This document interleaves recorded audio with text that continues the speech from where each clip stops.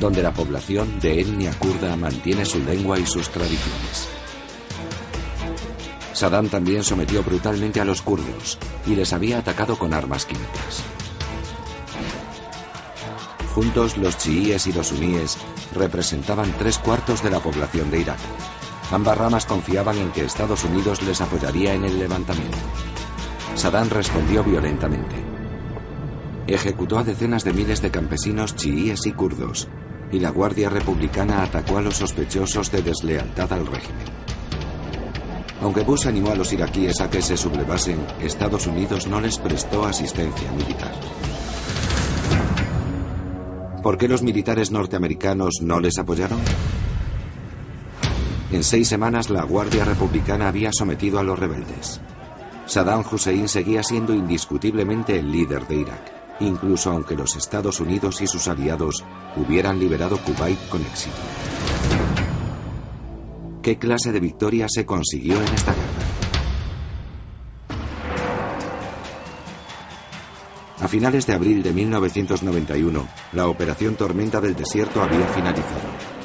Pero hasta 12 años después, en 2003, los soldados norteamericanos no regresaron a Irak para derrocar al régimen de Saddam.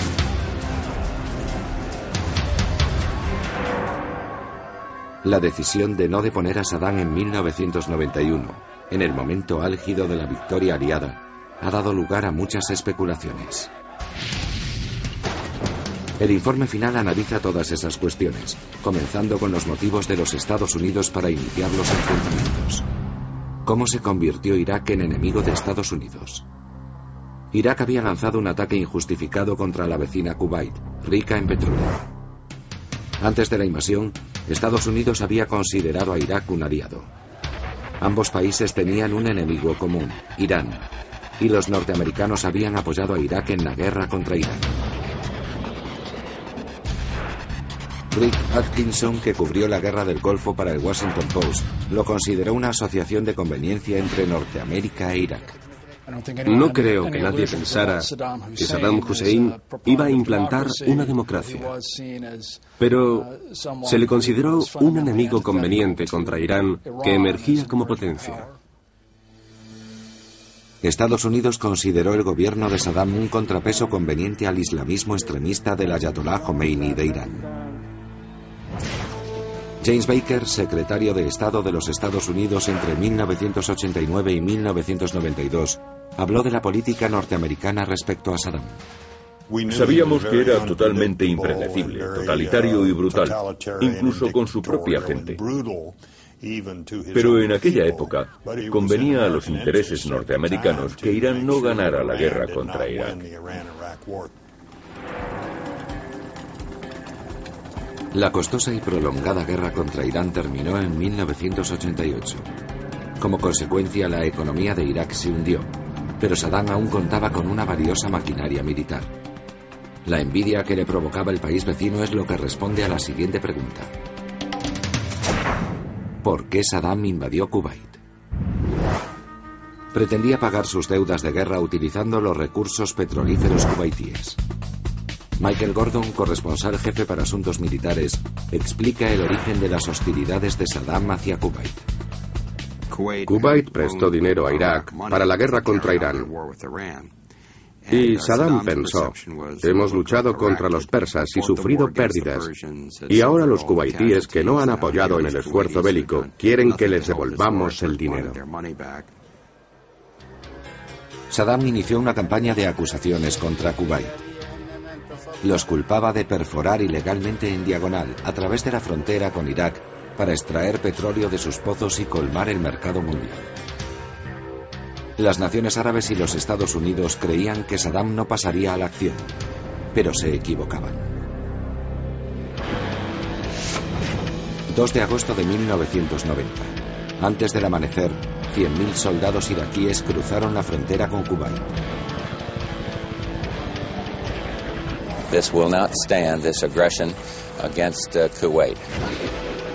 Y Estados Unidos entró en guerra. A continuación, en el informe final.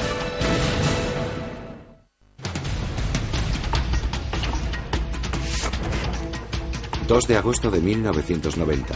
Justo antes del amanecer, fuerzas iraquíes invadieron Kuwait. 1000 tanques de fabricación soviética se dirigieron hacia la capital. A las 6 de la mañana, los soldados iraquíes irrumpieron en el palacio del emir. El pequeño ejército de Kuwait no representaba ninguna amenaza. Y 12 horas después del inicio de la invasión, Saddam ocupó Kuwait con éxito. Irak pasó a controlar la quinta parte de la producción mundial de crudo. George Bush y su consejero Richard Haas estaban reunidos cuando llegaron a Washington las noticias de la invasión.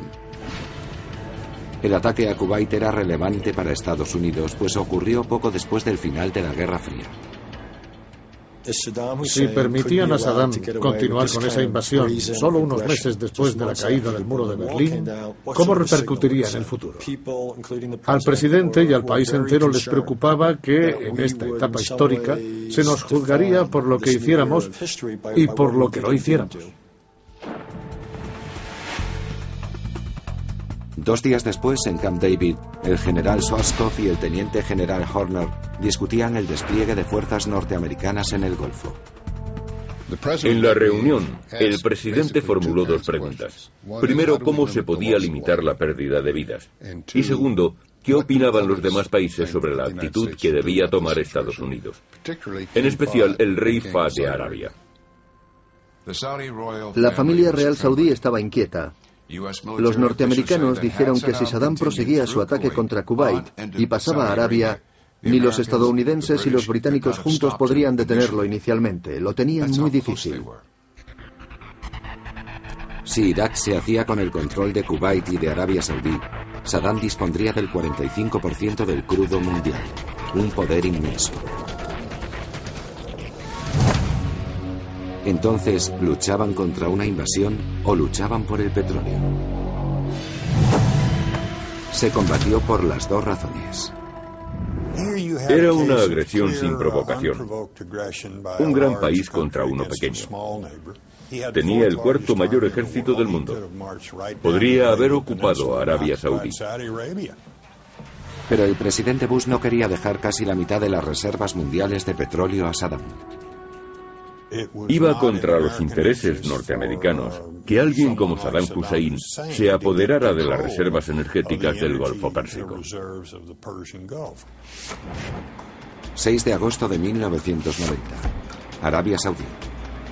El secretario de Defensa, Dick Cheney, se reunió con el rey saudí Fahd y con otros miembros de la familia real. Su misión era persuadir al rey para que se aliase con Estados Unidos. El líder de la inteligencia saudí, el príncipe Turki al-Faisal, relata lo sucedido en aquella reunión. En primer lugar, el rey Fahd expuso su enorme decepción por la actitud de Saddam Hussein, que le había traicionado. Saddam había asegurado al rey que no habría invasión. Cuando invadió Kuwait, Saddam desplegó 100.000 soldados cerca de la frontera saudí. El señor Cheney presentó varios tipos de pruebas, entre ellas fotográficas que mostraban la marcha de las fuerzas iraquíes hacia la frontera con Arabia Saudí. Pero el líder de un movimiento árabe en vías de desarrollo había ofrecido su ayuda antes que los norteamericanos. Proponía iniciar una yihad o guerra santa contra Irán. El artífice se llamaba Osama Bin Laden. Se entrevistó con nuestros funcionarios porque quería ayudar a detener la invasión iraquí de Kuwait. Se le agradeció su amable oferta, pero le dijimos que nosotros nos haríamos cargo de la situación. No nos llames, te llamaremos nosotros. Arabia Saudí prefirió aliarse con Estados Unidos. El rey Fahd también pidió a otras naciones árabes que se unieran a la coalición. ¿Era relevante la coalición para los Estados Unidos? La coalición era esencial para conseguir el control militar y el apoyo político.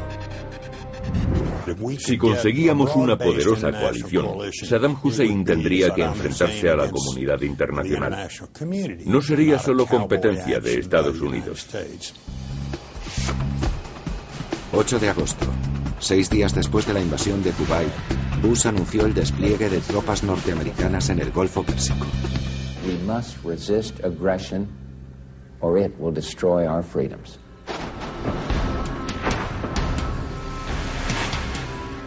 Saddam se consideraba la fuerza unificadora del Islam, pero la invasión de Kuwait predispuso contra él a naciones árabes y occidentales. Solía juzgar equivocadamente. En nuestra coalición había soldados sirios y egipcios. El resto del mundo estaba contra Irak y Saddam Hussein. 17 de agosto. Saddam tomó la iniciativa y reunió a cientos de occidentales que se encontraban en Irak. Utilizó a hombres, mujeres y niños